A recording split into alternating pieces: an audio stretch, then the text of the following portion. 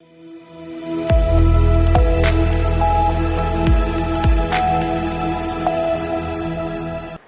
एक बार फिर से आपका स्वागत है सी न्यूज भारत में। मध्य प्रदेश बुलेटिन में शुरुआत होगी अलीराजपुर से, जहां पर विश्व आदिवासी दिवस पर युवाओं ने रैली का आयोजन किया। और साथ ही बात होगी देवास की, जहां पर विश्व आदिवासी दिवस के अवसर पर आदिवासी समुदाय ने शहर में भव्य जुलूस निकाला। ऐसी तमाम खबरों पर करेंगे विस्तार से चर्चा। विश्व आदिवासी दिवस के अवसर पर चंद्रशेखर आजाद नगर में युवाओं ने उत्साहपूर्वक रैली निकाली। भारी बारिश के बावजूद युवा ढोल धमाके, मांडल और डीजे की धुनों पर झूमते हुए नगर भ्रमण करते नजर आए। रैली में बड़ी संख्या में युवाओं ने भाग लिया और एक दूसरे को विश्व आदिवासी दिवस की शुभकामनाएं दी। हर वर्ष की तरह इस वर्ष भी जिले की सभी प्रमुख तहसीलों में विश्व आदिवासी दिवस हर्षोल्लास के साथ मनाया गया। रैलियों के साथ साथ जनसभाओं का भी आयोजन किया गया, जिनमें प्रतिनिधियों व सामाजिक कार्यकर्ताओं ने आदिवासी समाज के योगदान एवं उनके अधिकारों पर विचार रखे। अलीराजपुर से सी न्यूज संवाददाता विजय की रिपोर्ट। विश्व आदिवासी दिवस के अवसर पर शनिवार को आदिवासी समाज द्वारा शहर में भव्य जुलूस निकाला गया। ये जुलूस स्थानीय नाहर दरवाजा से प्रारंभ होकर शहर के प्रमुख मार्गों से होता हुआ सयाजी द्वार पर संपन्न हुआ। पारंपरिक वेशभूषा में सजी महिलाएं, पुरुष और बच्चे ढोल नगाड़ों और डीजे की थाप पर झूमते हुए नृत्य करते नजर आए। पूरे जुलूस में आदिवासी संस्कृति, परंपराएं और रीति रिवाजों का मनोहारी प्रदर्शन हुआ, जिससे नगरवासियों को आकर्षित किया। जुलूस शांतिपूर्ण एवं उल्लासपूर्ण वातावरण में पुलिस प्रशासन की निगरानी में संपन्न हुआ। मार्ग में कई स्थानों पर समाजजनों ने पुष्प वर्षा कर जुलूस का स्वागत किया। इस अवसर पर समाज के लोगों ने अपनी सांस्कृतिक विरासत को सहेजने और उससे आने वाली पीढ़ियों तक पहुंचाने का संकल्प लिया। विश्व आदिवासी संघ में देवास में सभी देशों 9 देशों के अंदर मनाया जा रहा है और आदिवासी के लिए वो किया जा रहा है।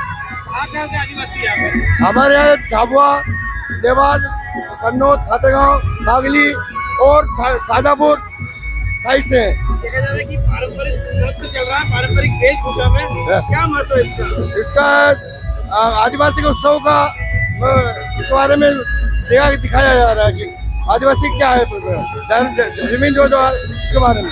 आपका नाम रामदास उइके, समिति अध्यक्ष। पर्व मनाया जा रहा है, कहाँ के लोग? ये 9 अगस्त विश्व आदिवासी दिवस है, जो यूएनओ संगठन जो कि 193 देशों ने मिलकर इस दिन को घोषित किया है।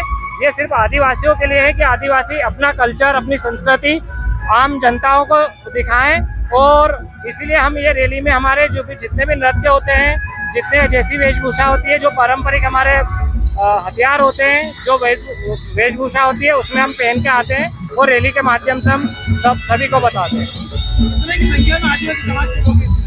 इसमें लगभग 2000 से 2500 इस वर्ष सम्मिलित हुए हैं। प्रतिवर्ष 7000 से 8000 होते हैं यहाँ पर। रक्षाबंधन पर्व होने के कारण हम प्रीतम बामनिया एक सामाजिक कार्यकर्ता। देवास से सी न्यूज संवाददाता भालचंद्र तिवारी की रिपोर्ट। इंदौर की आराध्या डिस्पोजल इंडस्ट्रीज लिमिटेड के इनिशियल पब्लिक ऑफर यानी आईपीओ को निवेशकों का शानदार प्रतिसाद मिला है। कंपनी को अंतिम दिन तक 1.41 गुना सब्सक्रिप्शन प्राप्त हुआ। कुल 60.62 करोड़ रुपए से अधिक के बिड्स दर्ज किए गए, जबकि कंपनी का लक्ष्य 45.10 करोड़ रुपए जुटाने का था। आईपीओ की अवधि 4 अगस्त से 6 अगस्त तक रखी गई थी। कंपनी के डायरेक्टर एवं सीएफओ अनिल माहेश्वरी ने जानकारी दी कि प्राइस ब्रांड 110 से 116 प्रति शेयर तय किया गया था, जिसमें फेस वैल्यू 10 और कुल 38.88 लाख नए इक्विटी शेयर शामिल थे। आईपीओ में न्यूनतम लॉट साइज 1200 इक्विटी शेयर रखा गया था। कंपनी इस फंड का उपयोग कार्यशील पूंजी, प्लांट और मशीनरी के विस्तार, बैंकों के टर्म लोन की पूर्व अदायगी और सामान्य कॉरपोरेट ज़रूरतों के लिए करेगी।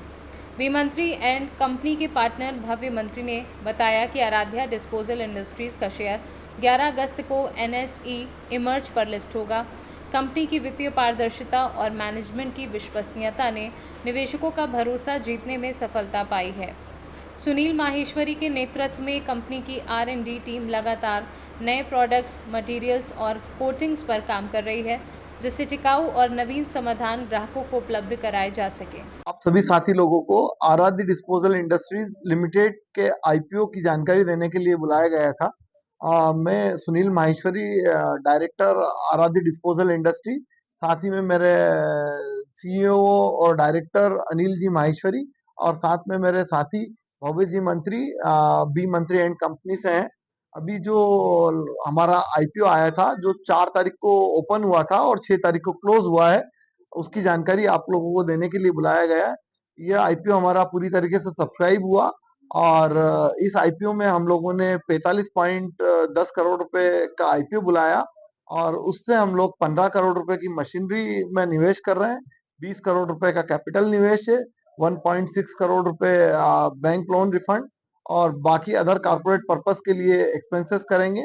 और ये आईपीओ जो लेके आए हैं हम, इसमें बी मंत्री एंड कंपनी द्वारा हमारा पूरा सहयोग किया गया और यही हमारे कंसल्टेंट थे और इन्हीं के कारण ये यहाँ तक पहुँचना हमारा संभव हो पाया है। इंदौर से सी न्यूज़ संवाददाता एमएल शाह की रिपोर्ट। पन्ना जिले के कुंवरपुर गांव में रक्षाबंधन के दिन एक बेहद दर्दनाक हादसा हुआ जिसने पूरे गांव को स्तब्ध कर दिया। रात में अलग अलग खाट पर सो रहे पति पत्नी को एक जहरीले सांप ने डस लिया जिससे पति की उपचार के दौरान मौत हो गई। वहीं पत्नी की हालत गंभीर बनी हुई है। इस दुखद घटना के बाद से पूरे क्षेत्र में मातम पसर गया है। पुलिस ने आवश्यक पंचनामा कार्यवाही पूरी करने के बाद शव को पोस्टमार्टम के लिए भेज दिया है। रक्षाबंधन जैसे पवित्र त्योहार के दिन हुए इस हादसे ने सभी को झंझोर कर रख दिया है। वहीं परिजनों का रो रो कर बुरा हाल है। पति पत्नी की सर ये है दुधिया रजक, ये रहने वाले हैं कुंवरपुर मोहंद्रा के। इनका दोनों को सर्प ने काटा है, पति पत्नी को, और जो पति है ख़त्म हो गए हैं और पत्नी की हालत गंभीर बनी हुई है, तो जिला अस्पताल में इलाज चल रहा है और पति का पोस्टमार्टम कराया जाएगा और आगे करेंगे। ने काट लिया था ये दुखीराम को और गुलाब भाई को, दोनों पति पत्नी हैं। दोनों अलग अलग सो रहे थे।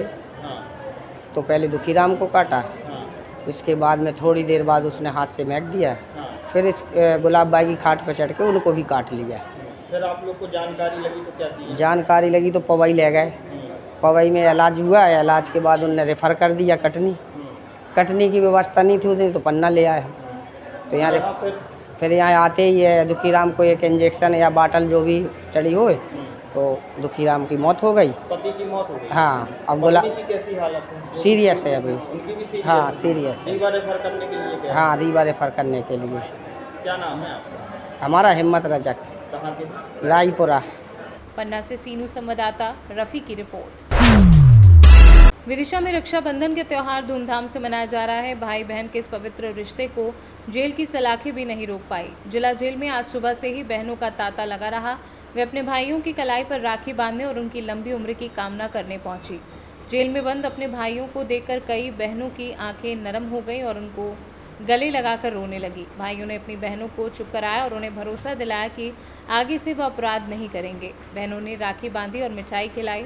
इस मौके पर कैदियों ने बहनों से वादा किया है कि वह आगे से अपराध नहीं अपनाएंगे और एक नई जिंदगी शुरू करेंगे। बता दें कि जेल जिला अधीक्षक प्रियदर्शी ने बताया कि रक्षाबंधन के मौके पर जेल में कैदियों और उनकी बहनों के मिलने का कार्यक्रम रखा गया। जो बहनें राखी नहीं ला सकी उनके लिए राखी का इंतजाम किया गया। जेल में करीब 300 कैदी हैं, जिनमें से 50 कैदियों की बहनें आज मिल चुकी हैं। जेल परिसर में सुरक्षा के पुख्ता इंतजाम किए गए थे।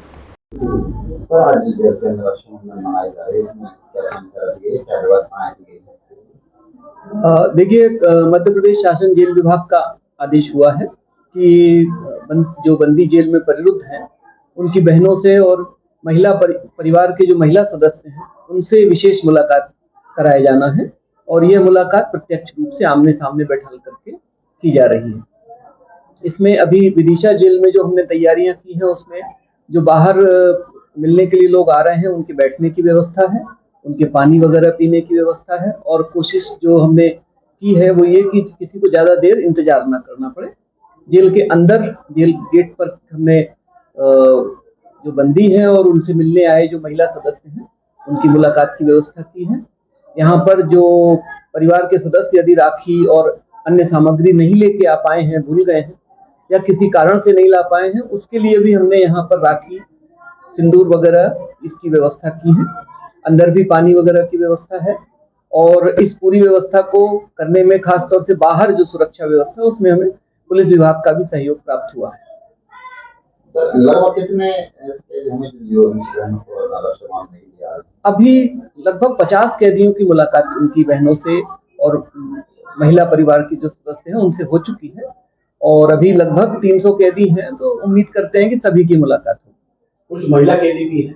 हाँ, महिला कैदी अभी 16 है और 2 महिला कैदियों से मिलने उनके भाई आए थे, जिनकी मुलाकात करा दी गई। विदिशा से सी न्यूज़ संवाददाता सुनील अग्रवाल की रिपोर्ट। फिलहाल के लिए इस खास बुलेटिन में बस इतना ही। देश दुनिया की तमाम बड़ी खबरों को जानने के लिए जुड़े रहिए सी न्यूज़ भारत के साथ। हर खबर आपके साथ, आपके हाथ।